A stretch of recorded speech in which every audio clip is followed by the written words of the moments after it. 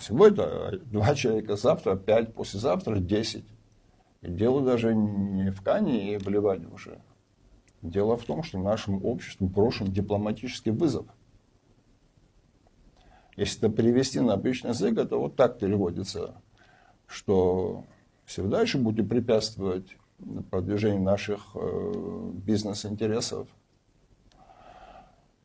ссылаясь на свой суверенитет и прочее, тогда получите дальше лишение паспортов, бабочку в цитрусах, свет по коммерческим тарифам, ну и так далее, и так далее. Вот. Готовы мы такое принять? Какая будет реакция общества сейчас? Готовы принять? Я думаю, что нет. И мне кажется, коль этот вызов брошен всему обществу, потому что не надо заблуждаться.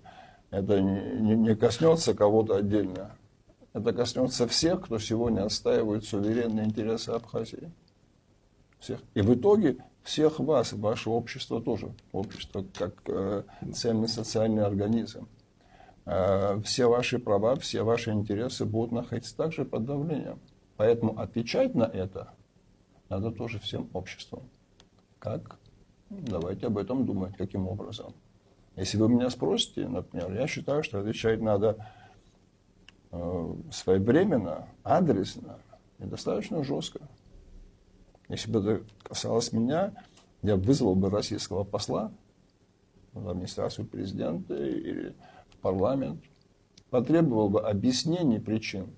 Не вот этих вот непонятных формулировок, да, там турецкое влияние, а конкретного документа, где было бы написано, за что граждане Абхазии, видные политические деятели, были демонстративно лишены гражданства, второго своего гражданства.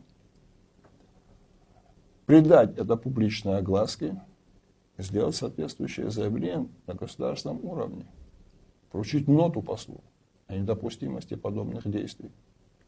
В конце концов, мы хотим знать, за что этих людей лишили гражданства. Может, там действительно что-то ужасное они сделали. Может, мы не знаем. Может, они числятся там в базах данных, там, может, они что-то украли, или я не знаю, что это ужасное сделали. Скажите нам, пожалуйста. Знаете.